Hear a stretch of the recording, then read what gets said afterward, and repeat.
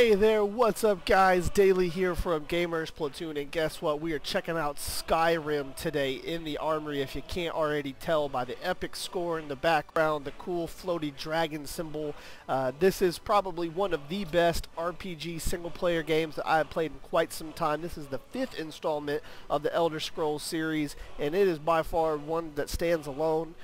You've got everything from quests, side missions, owning property, owning ladies, owning entire regions. You can become a soldier, you can become a rebel, you can do what you want in this game and make this game about you, not to mention tons of hours of gameplay plus DLC that's coming out. I believe Dawnguard is out now. We'll take a look at that maybe next time or maybe in a second look, but right now we're going to focus on what Skyrim will bring to you. There's a lot of people who haven't actually played Skyrim yet, and it's very surprising. It's a very good game. It is $59.99 still, I believe. Every so often it is going on sale.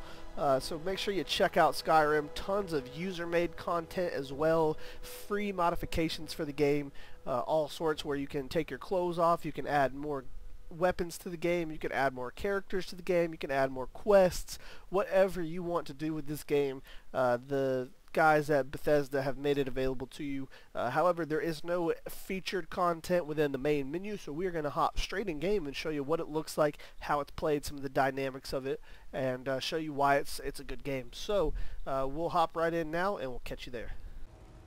Alright guys, so here we are in the Skyrim game. We are checking out one of the cities here. Absolutely gorgeously rendered. Great graphics. These are not even on the max settings. This is just what the game auto defaults me at.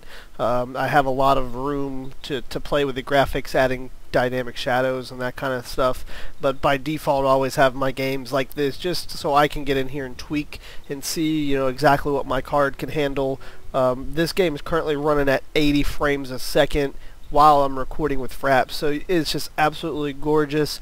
You see some characters walking around here, some lighting effects, things of that nature. So we'll run around here a bit and you know, show you some more while I talk about, you know, what the game is.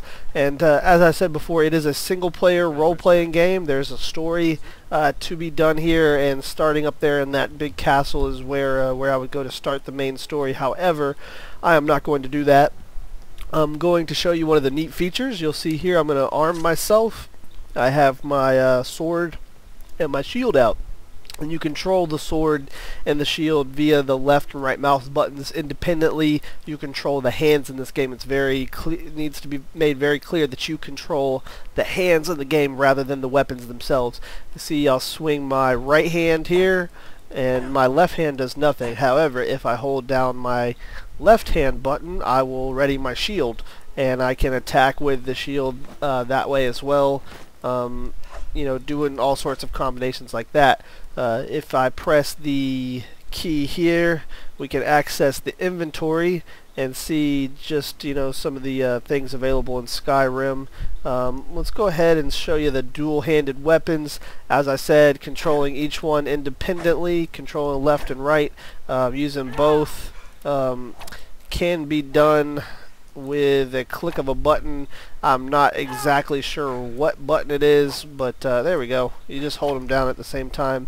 And it has third-person view mode. If you're not a fan of the first person, you like playing in third, go ahead and switch it, and you can see yourself doing all sorts of combat moves. The thing that is kind of clunky in this game is the jumping animation. It doesn't look very fluid, but hey, it's going to be tough to animate somebody jumping around in armor, I would assume.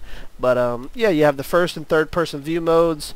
If you are a YouTuber like me, you can use this mode for more cinematics and things like that. It also has a camera spin, if I can hold it down the correct way. Give me a second.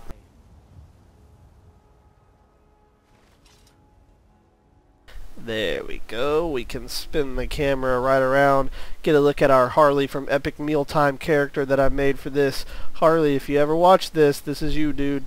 If you were back in the fucking Dragon Ages, I'm sure you'd be making some kind of epic meal as there as well.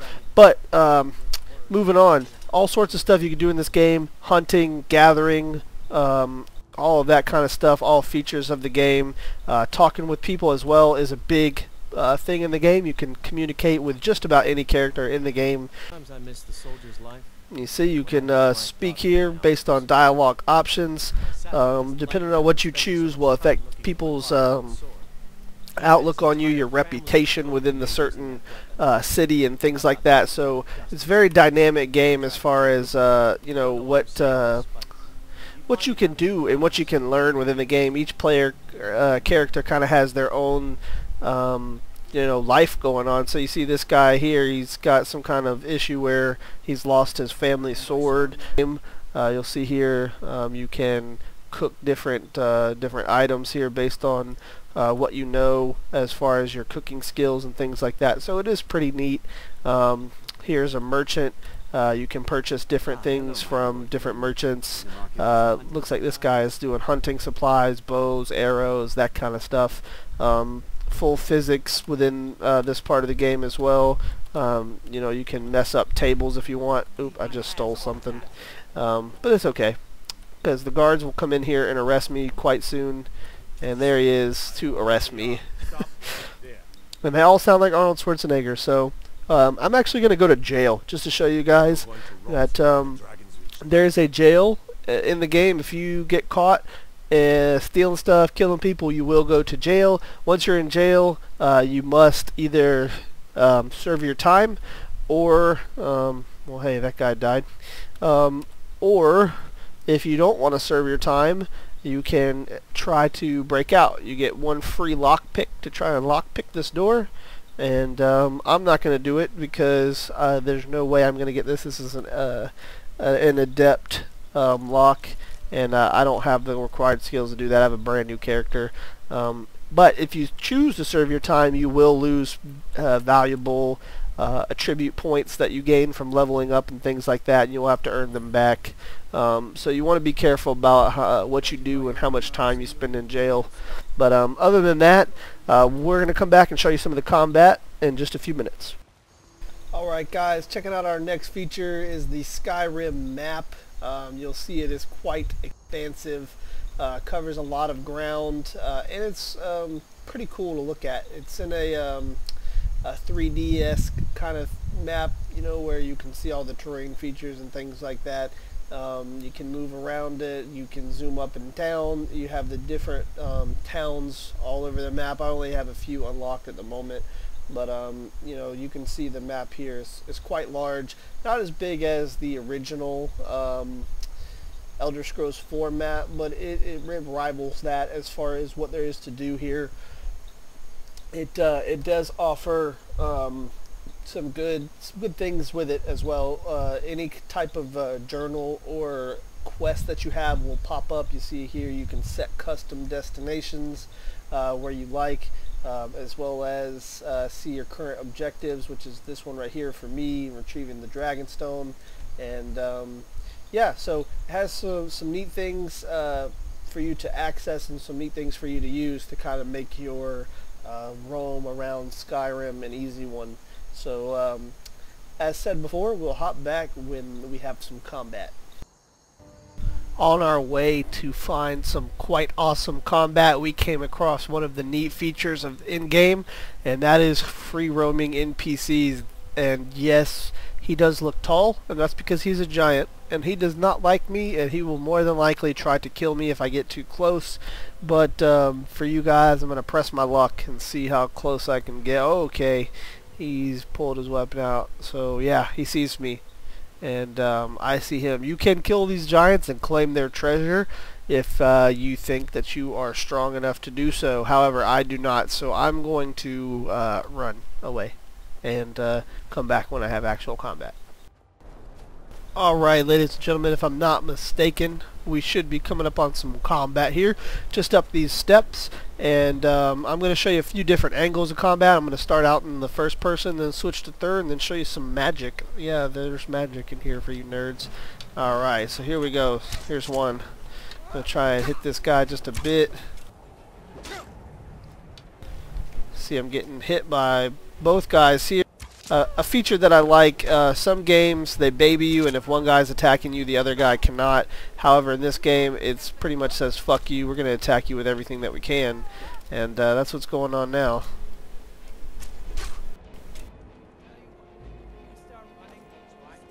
So we will now switch into our sword. And how about some magic? Let's see what we have for magic.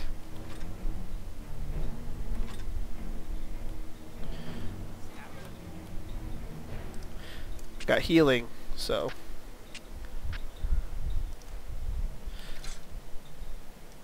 we will switch to healing and as our magic, and our war axe as our weapon.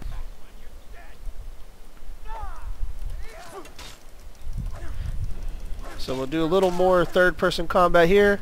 Switch it down into the first person. We will heal up so that we don't die. I'm doing quite well. We'll knock this motherfucker off here. Try and use a power move. There we go. We hit him. Then we will try and get this last guy here, and then we can venture on into the cave.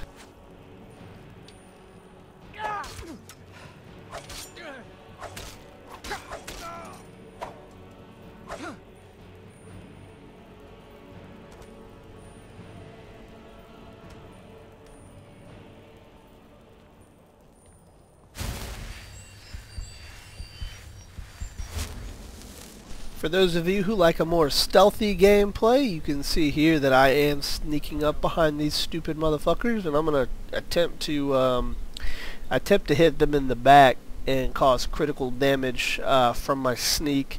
But more than likely, yeah, I'm gonna get spotted. So yeah, you can sneak if you're good at it. I'm not. I'm a big bruiser, so we'll take care of these guys, and then we'll move on, show you some of the traps and other characters in game.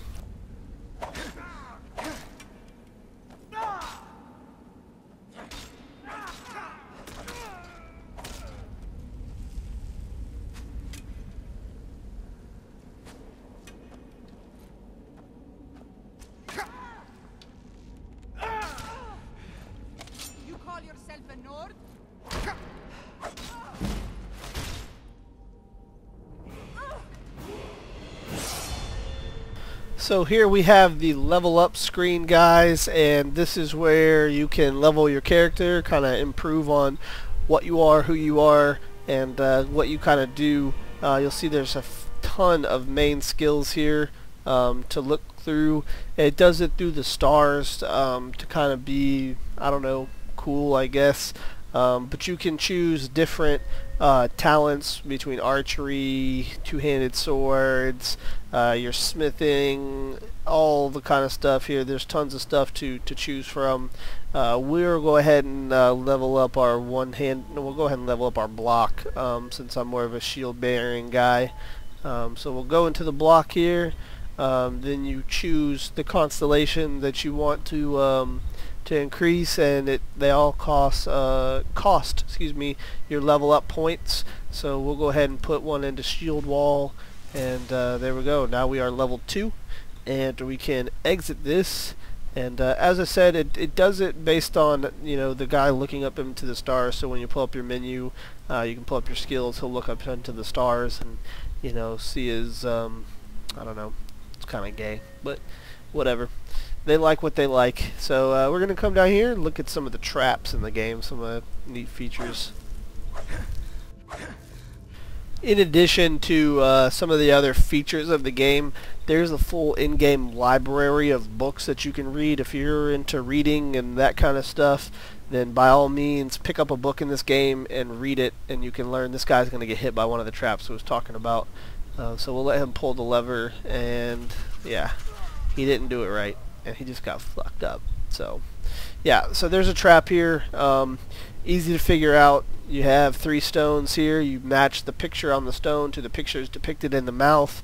This mouth has fallen, so I believe that it is the mouth in the middle. So I will change the stones into a snake, and a dolphin fishy boomerang thing.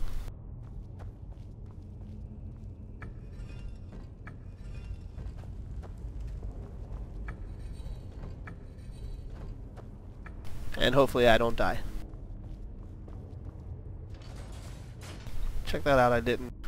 In the meantime, I have found another feature that I talked about. This is a book, and you'll see I'm scrolling through the pages here. I'm actually reading it backwards because I was looking to see how many pages it was, and it was a pretty decent amount of pages for an in-game book. So yeah, if you want to be a reader, then this is what you can do. You can read through this book. It's got quite a few pages, and maybe you'll actually like some of the shit that they wrote.